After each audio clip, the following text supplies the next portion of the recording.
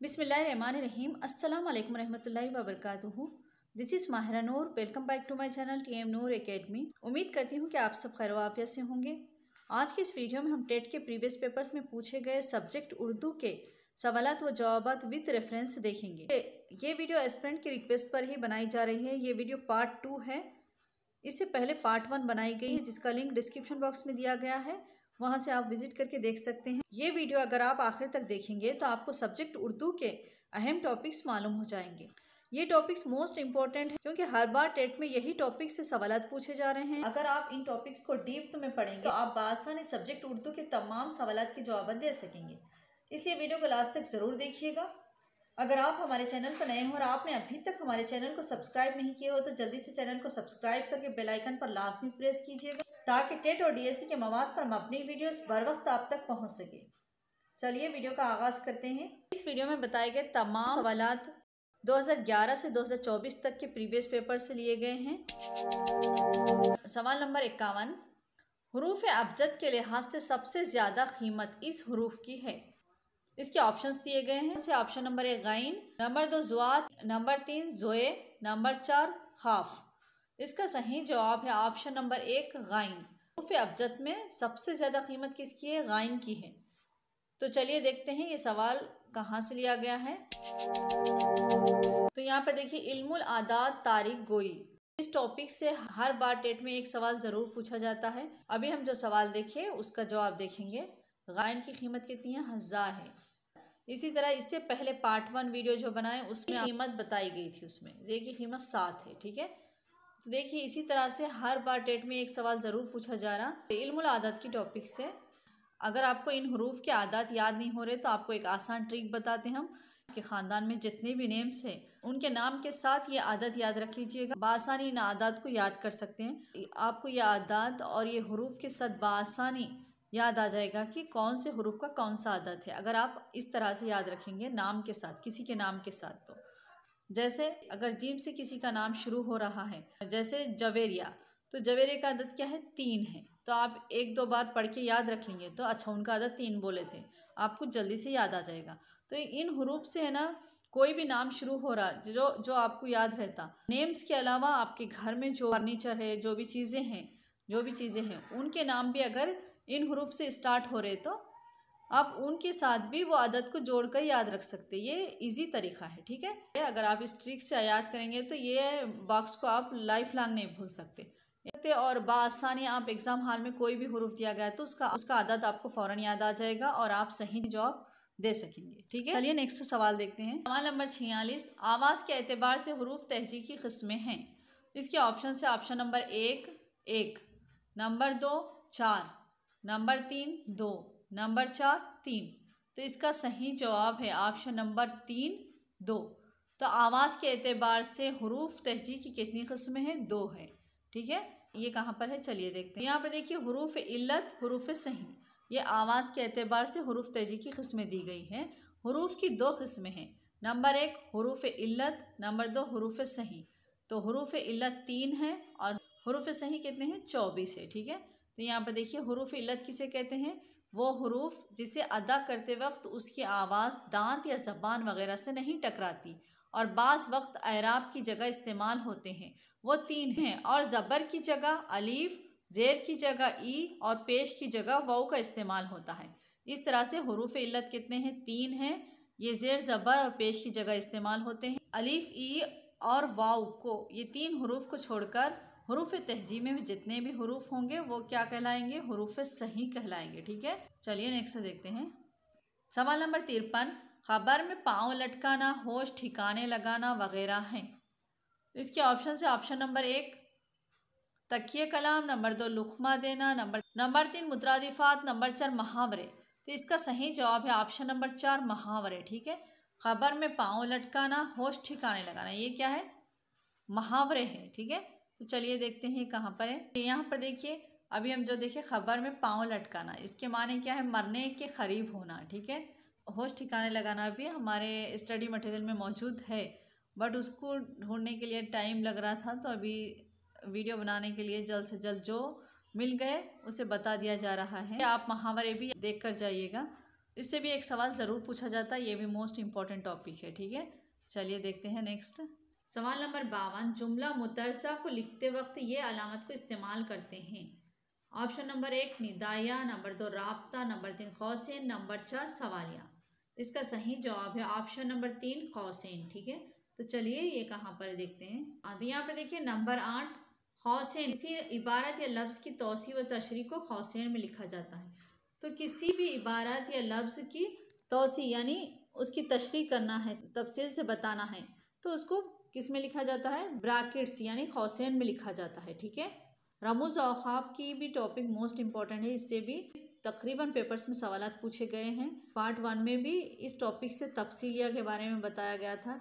ठीक है, तो हर पेपर में इससे भी एक सवाल ज़रूर पूछा गया है, ये टॉपिक को भी आप डीप में याद रख के जाइएगा। ठीक है, चलिए नेक्स्ट देखते हैं। सवाल नंबर 54, सुबह होती है शाम होती है, उम्र यूं ही तमाम होती है, इस शेर में सुबह शाम है। इसके ऑप्शन से ऑप्शन नंबर 1 इसमें आला, नंबर 2 इसमें ज़ात, नंबर 3 इसमें ज़र्फ़, इस नंबर 4 इसमें कैफियत। इसका सही जवाब है ऑप्शन नंबर 3 इसमें ज़र्फ़। ठीक है, शेर में वक्त को बताया जा रहा है सुबह और शाम, सुबह और शाम को इसमें ज़र्फ़ में बयान किया जाता है। चलिए देखते हैं कहाँ पर है। आम के अक़साम से पूछा गया वो सवाल, इसमें आम के अक़साम कितने हैं, इसमें ज़ात, इसमें कैफियत, इसमें आला, इसमें ज़र्फ़, इसमें जमा। इसमें ज़र्फ़ से सवाल पूछा गया वो।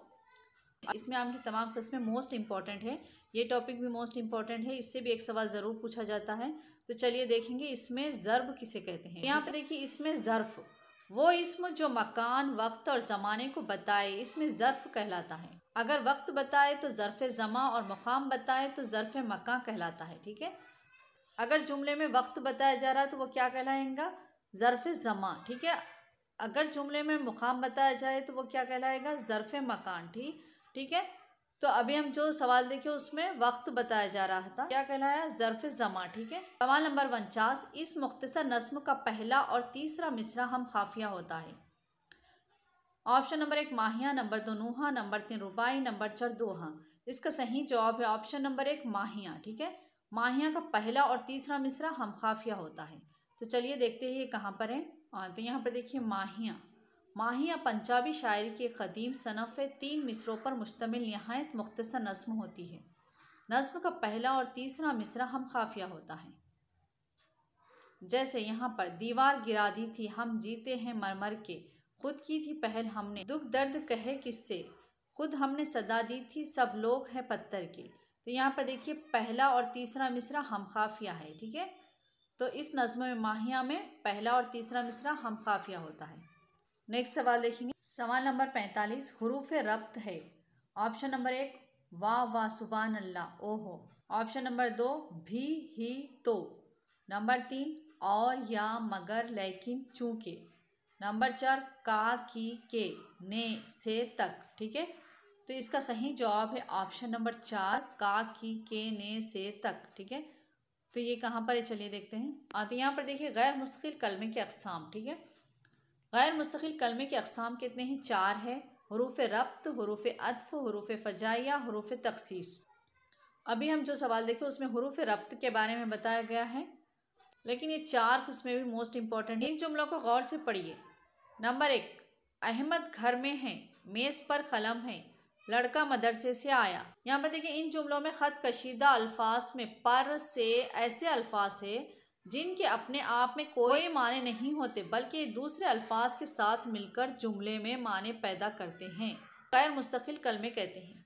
हुर्फ रब्त की तारीफ देखिए, वो अल्फाज जो एक लफ्ज़ का ताल्लुक दूसरे लफ्ज़ से ज़ाहिर करते हैं उन्हें हुरूफ रब्त कहते हैं। ठीक है, तो वो अल्फाज जो एक लफ्ज़ का ताल्लुक दूसरे लफ्ज़ से ज़ाहिर करते हैं वैसे अल्फाज क्या कहलाते हैं, हुरूफ रब्त। ठीक है, में पर से ये क्या है, हुरूफ रब्त है। ठीक है, फिर का की के ये भी तमाम हुरूफ रब्त हैं, इनके अपने माने नहीं होते बल्कि ये जुमले में दूसरे अल्फाज से मिलकर माने पैदा करते हैं। सवाल नंबर 45 हक्कारी आवाज़ वाले हरूफ की तादाद। Number 1 13, number 2 16, number 3 14, option number 4 12। इसका सही जवाब है ऑप्शन नंबर 3 14। हक्कारी आवाज़ वाले हरूफ की तादाद कितनी है, 14 है। चलिए देखते हैं कहाँ पर है। ये देखिए दो चश्मी हे से मिलकर बनने वाले मुरक्कब हरूफ या हक्कारी आवाज़ वाले हरूफ कहलाते हैं, जिनकी तादाद 14 है। अभी जो सवाल में देखें हम वो यहाँ पर है, देखिए इनकी तादाद कितनी है। हक्कारी आवाज़ वाले हरूफ की तादाद कितनी है? 14 है। ठीक है, ये हरूफ देखने में 2 नज़र आते हैं मगर शुमार और आवाज़ एक होती है। वो अल्फाज जो हिंदी से उर्दू में आए हैं उनकी अदायगी और तहरीरी शक्ल के लिए इन हरूफ का इस्तेमाल होता है। सवाल नंबर 49, अफसोस तुम्हें कामयाबी नहीं मिली, इस जुमले में तासीफ के लिए कौन सी अलामत इस्तेमाल की गई? ऑप्शन नंबर 1 खत्मा, नंबर 2 इस्तिफामिया, नंबर 3 वक्फा, नंबर 4 फजाइया। तो इसका सही जवाब है ऑप्शन नंबर 4 फजाइया। ठीक है, वो कलमे या अल्फाज जो दिली खुशी, रंज या गम व तहसीन व नफरत के इजहार के लिए एकाएक ज़बान से निकल जाते हैं, हरूफ फजाइया कहलाते हैं। ठीक है, यहाँ पर देखिए सुभान अल्लाह, आपने क्या खूब कहा। तो यहाँ पर ये जो बीच में दरमियान में जो अलामत है इस तरह से एक लकीर और नीचे एक नुक़ात, तो इसे हुर्फ फजाया कहते हैं। ठीक है, नंबर 2 अफसोस तुम कामयाब नहीं हो सके। तो यहाँ अफसोस क्या है? एकाएक ज़बान से निकल गया। इस जुमले में अफसोस का लफ्ज़ इजहार तासीफ के लिए इस्तेमाल किया गया है। अफसोस का लफ्ज़ किससे? इजहार तासीफ यानी गम के इजहार के लिए इस्तेमाल किया गया है। तो खुशी और गम में दोनों जगह एकाएक ज़बान से अचानक निकल जाने वाले अल्फाज के लिए कौन सी अलामत का इजहार किया जाता है? हुरूफ फजाइया का। ठीक है, चलिए नेक्स्ट सवाल देखते हैं। सवाल नंबर 48, इन अल्फाज में कौन सा लफ्ज़ मुरक्कब गैर इजाफी है? ऑप्शन नंबर 1 तराना हिंदी, नंबर 2 मोहसिन इंसानियत, नंबर 3 आदिल की अदालत, नंबर 4 शमा महफिल। इसका सही जवाब है ऑप्शन नंबर 3 आदिल की अदालत। ठीक है, आदिल की अदालत क्या है? मुरक्कब गैर इजाफी अल्फाज है। ठीक है, तो चलिए देखते हैं कहाँ पर। यहाँ पर देखिए मुरक्कब गैर इजाफी, 2 या 2 से ज़ायद अल्फाज को एक ही माने व मफहूम के लिए जोड़ना मुरक्कब गैर इजाफी कहलाता है, जिसको मुरक्कब इम्तिजाजी भी कहते हैं। ठीक है, दिया का ताल्लुक दिल से और अदालत का आदिल से है। कदूरत का मंजर से प्यास का ताल्लुक धरती के साथ जाहिर किया गया है। ठीक है, तो इस तरह से यहाँ पर पूरा तफसील से दिया गया है। सवाल में जो पूछा गया था वो यहाँ पर देखिए अदालत का आदिल से। ठीक है, यहाँ पर देखिए सवाल नंबर 47, पानी वानी, खाना वाना, इन मुरक्कब अल्फाज में कशीदा लफ्ज़ क्या है? ऑप्शन नंबर 1 इनमें से कोई नहीं, नंबर 2 कलमा, नंबर 3 इल्लत, नंबर 4 महमल। तो इसका सही जवाब है ऑप्शन नंबर 4 महमल। ठीक है, तो जिसके माने होते हैं उसे कलमा कहते हैं और जिसके माने नहीं होते उसे महमल कहते हैं। यहाँ पर वानी और वाना के नीचे लकीर दी गई, ये अल्फाज महमल है। ठीक है, चलिए देखेंगे कहाँ पर है। आगे यहाँ पर देखिए, बा माने लफ्ज़ को कलमा कहते हैं और बे माने लफ्ज़ को महमल कहते हैं। जिसके माने होते हैं उसे क्या कहते हैं? कलमा, और जिसके माने नहीं होते उसे महमल कहते हैं। तो यहाँ पे देखिए नंबर 1 रोटी ओटी तैयार हुई कि नहीं, नंबर 2 क्या कुर्सी उर्सी दुरुस्त हुई कि नहीं, नंबर 3 तुम कोई खेल वेल भी जानते हो या नहीं, नंबर 4 सफ़र में खाने वाने का इंतज़ाम हो तो परेशानी नहीं होती।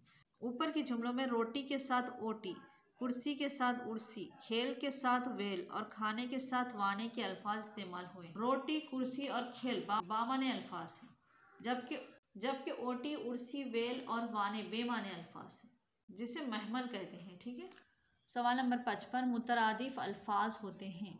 ऑप्शन नंबर 1 जमा अल्फाज, नंबर 2 करीबुल माने अल्फाज, नंबर 3 मुरक्कब अल्फाज, नंबर 4 ज़ीद अल्फाज। सही जवाब है ऑप्शन नंबर 2 करीबुल माने अल्फाज। तो चलिए देखते हैं कहाँ पर है। मुतरादिफ अल्फाज को हम माने अल्फाज भी कहते हैं। ठीक है, यहाँ पर देखिए गौर कीजिए, यहाँ पर देखिए चांद को खमर, महा और महताब भी कहते हैं। ठीक है, सूरज को शम्स, महर और आफताब भी कहते हैं। आसमान को फलक, गगन और आकाश भी कहते हैं। ठीक है, तो इस तरह से हम माने अल्फाज को ही मुतरादिफ अल्फाज कहते हैं। ठीक है, तो यहाँ पर देखिए मुतरादिफ अल्फाज की तारीफ दी गई है। अगर एक मुरक्कब लफ्ज़ में दोनों अल्फाज एक ही माने व मफहूम रखते हों तो ऐसे अल्फाज हम माने या मुतरादिफ अल्फाज कहलाते हैं। सवाल नंबर 53, आपका दोस्त अभी तक नहीं आया, इस जुमले में अभी तक है।